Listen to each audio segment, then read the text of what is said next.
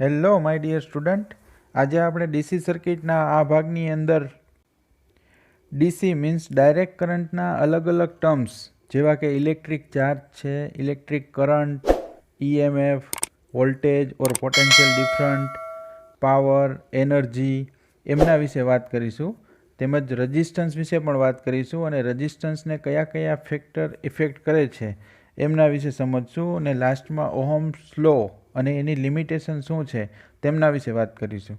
તો પહેલી વાત આપણે ઇલેક્ટ્રિકલ ચાર્જ અને કરંટ કોને કહેવાય છે, ઇલેક્ટ્રિકલ કરંટ એમના વિશે વાત કરીએ.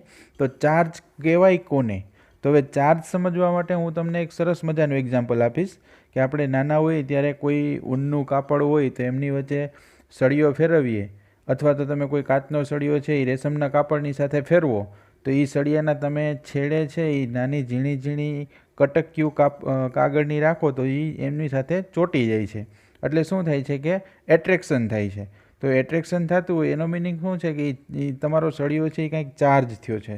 બીજું એક્ઝામ્પલ આપું તો આપણે શિયાળાની અંદર છે વાળ ઓરાવતા હોઈએ છીએ તો તમે એ દાંતિયાને કોઈ નાના નાના કચરા પાસે લાવો તો એ રજકણ એમની અંદર ચોંટી જતા હોય છે.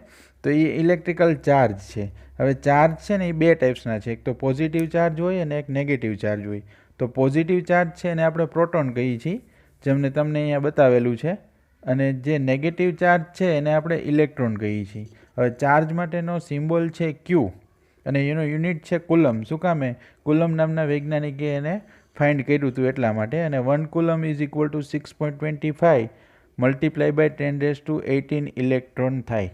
હવે એ ઇલેક્ટ્રોન છે એ ચાર્જ કેટલો થયા છે. હવે કરંટની વાત આવે કે ઇલેક્ટ્રિકલ કરંટ કહેવાય કોને? હવે ઇલેક્ટ્રિકલ કરંટને સમજવા માટે તમારા જે ઇલેક્ટ્રોન ફ્રી ઇલેક્ટ્રોન હોય એ મૂવ થતા હોય, એક જગ્યા ઉપરથી બીજી જગ્યા ઉપર ફ્લો થતા હોય, એટલે કે વિથ રિસ્પેક્ટ ટુ ટાઈમની સાપેક્ષે કાંઈક ચેન્જીસ થતો હોય ચાર્જની અંદર, એને તમારો ઇલેક્ટ્રિક કરંટ કહેવાય. અને ઇલેક્ટ્રિક કરંટને તમારે મેથેમેટિકલી બતાવવું હોય તો I is equal to charge divided by time is equal to coulomb per second. એટલે I is equal to Q/T, કેટલો ચાર્જ ટ્રાન્સફર થાય છે એને આપણે ઇલેક્ટ્રિકલ કરંટ કહીએ છીએ અને એનો યુનિટ છે એ એમ્પિયર છે.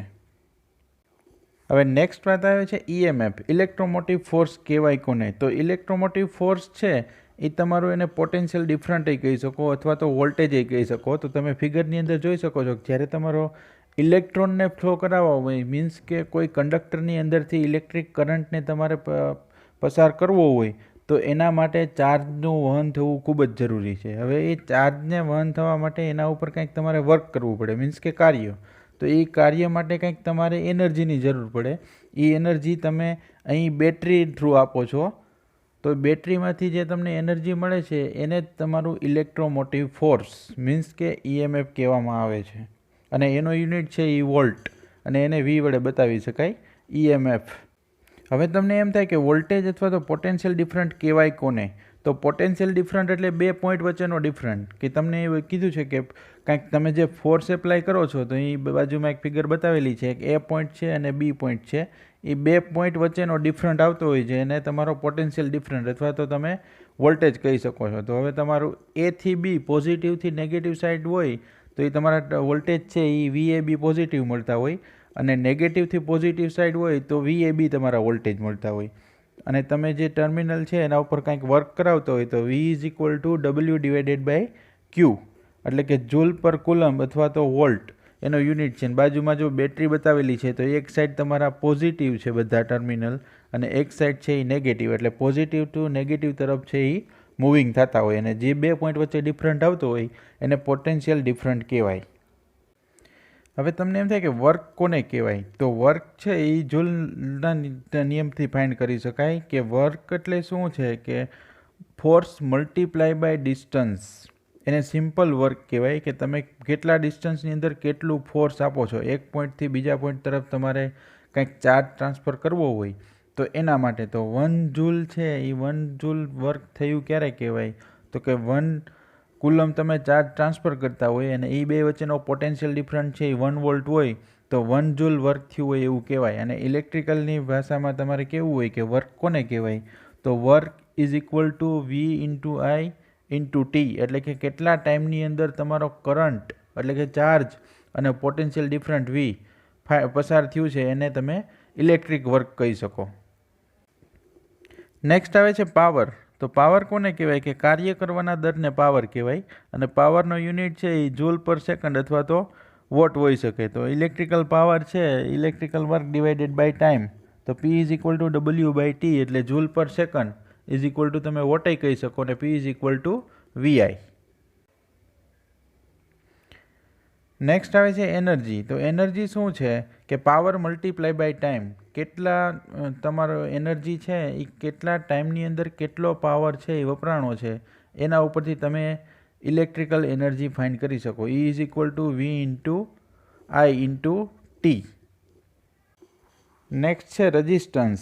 જે રજિસ્ટન્સ એટલે શું છે કે તમારો રજિસ્ટન્સ કોઈ મટીરિયલ હોય એને તમારે ડિફાઇન કરવો હોય કે રજિસ્ટરને, તો oppose the flow of electric current. જે ઇલેક્ટ્રિક કરંટ પસાર થતો હોય એનો જે વિરોધ કરે એને રજિસ્ટન્સ કહેવાય અને એનો યુનિટ છે એ ઓહમ છે અને તમે એ કેટલી ટ્રાન્સફર થાય છે એ પ્રમાણે ફાઇન્ડ કરી શકો. તો અહીં તમને એક એનો સિમ્બોલ બતાવેલો છે પોઝિટિવ અને નેગેટિવ. બીજો સિમ્બોલ એ બતાવેલો છે. સિમ્બોલ અલગ અલગ ફિગરથી તમને સમજાવી શકું છું કે રજિસ્ટર છે એ પેસિવ ડિવાઇસ છે. અહીંયા જોઈ શકો છો એમના અલગ અલગ બે સિમ્બોલ પણ આપેલા છે, યુરોપ માટેનો અને US માટેનો. અને રજિસ્ટર કેવો દેખાય છે એનો દેખાવ પણ તમને અહીંયા બતાવેલો છે. હવે વાત આવે રજિસ્ટરને અસર કરતા પરિબળો. તો ટોટલ એને 4 પરિબળો અસર કરે છે. પેલું છે લેન્થ ઓફ મટીરિયલ. મટીરિયલની લેન્થ કેવી છે એટલે લેન્થ છે ને એ રજિસ્ટર સાથે ડાયરેક્ટલી પ્રોપોઝનલ હોય, R પ્રોપોઝનલ ટુ L. આ પ્રમાણે કે જેમ રજિસ્ટન્સ તમારો વધે એમ એની લંબાઈ વધે, લંબાઈ વધે તો રજિસ્ટન્સ વધે. સેકન્ડ આવે છે ક્રોસ સેક્શનલ એરિયા એટલે કે એનું ક્ષેત્રફળ. તો એ તમારા ઇન્વર્સલી પ્રોપોઝનલ હોય, R પ્રોપોઝનલ ટુ 1/A પ્રમાણે. આ પ્રમાણે હોય છે. અને નેક્સ્ટ આવે છે મટીરિયલ કે એના મટીરિયલ ઉપર આધાર રાખતું હોય કે તમે કેવું મટીરિયલ યુઝ કરો છો એ મટીરિયલ ઉપર રેઝિસ્ટન્સથી આધાર રાખતો હોય છે. અને નેક્સ્ટ આવે છે એનું ટેમ્પરેચર કે એનું ટેમ્પરેચરની સાથે ડાયરેક્ટલી પ્રોપોઝનલ હોય. જેમ ટેમ્પરેચર વધે એમ રેઝિસ્ટન્સ તમારો વધે અને જેમ ટેમ્પરેચર ઘટે એમ તમારો રેઝિસ્ટન્સ છે એ ઘટતો હોય છે. તો એ ઇક્વેશન ઉપરથી તમે જોઈ શકો છો કે R પ્રોપોઝનલ ટુ L/A. તો એમના ઉપરથી તમે એનો ટેમ્પરેચર જ્યારે તમારું કોન્સ્ટન્ટ હોય ત્યારની વાત છે. તો તમે એના ઉપરથી તમારું વિશિષ્ટ એટલે કે સ્પેસિફિક રેઝિસ્ટન્સ એ ફાઇન્ડ કરી શકો.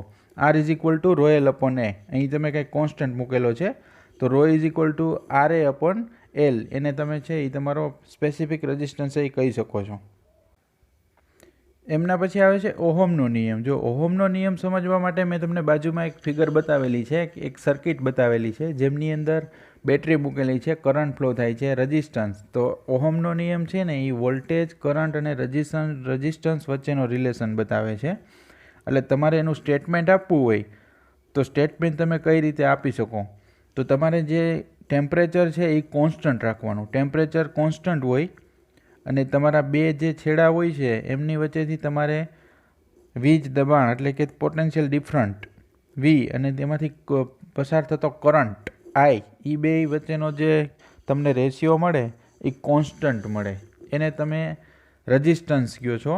એવું જે છે ઓહમ નામના વૈજ્ઞાનિકે જ્યોર્જ સિમોન્સ ઓહમ્સ છે, બાજુમાં તમને ફિગર બતાવેલી છે એમાં દેખાય છે, એ વ્યક્તિએ છે એ ઓહમનો નિયમ ફાઇન્ડ કર્યો હતો. એટલા માટે એને ઓહમનો નિયમ કહેવામાં આવે છે. I પ્રોપોઝનલ ટુ V અને I is equal to V/R. જ્યાં R છે ને એ તમારું રજિસ્ટન્સ છે કોઈ પણ મટીરિયલ માટે યુઝ કરતા હોય તે. તો હવે જો ઓહમનો નિયમ છે ને આ 3 રીતે તમે જોઈ શકો છો કે V is equal to IR, I is equal to V/R અને R is equal to V/I. Ohm's triangle પ્રમાણે તમે જોઈ શકો. અને એની લિમિટેશન એટલે કે એની મર્યાદા શું આવે છે. તો જો એની લિમિટેશન શું છે કે એ યુનિલેટરલ નેટવર્ક માટે લાગુ નથી પડતો. એટલે કે સેમિકન્ડક્ટર ડિવાઇસ હોય તો સેમિકન્ડક્ટર મટીરિયલની અંદર લાગુ પડી શકે નહીં. અને બીજું શું છે કે ઓહમનો નિયમ છે એ also not applicable for non linear element. એટલે કે લિનિયર હોય એના માટે જ લાગુ પડે છે. શું કામે તો તમે ગ્રાફની અંદર જોઈ શકો છો કે વોલ્ટેજ અને કરંટનો તમને જે ગ્રાફ મળે છે એ લિનિયર જ મળે છે, નોન લિનિયર માટે લાગુ પડતો નથી. આ ઓહમનો નિયમ છે એની મર્યાદા થઈ ગઈ. મિત્રો, આપણો વિડીયો પસંદ આવ્યો હોય તો આગળ શેર કરો, લાઈક કરો અને સબસ્ક્રાઈબ કરો. Thank you very much.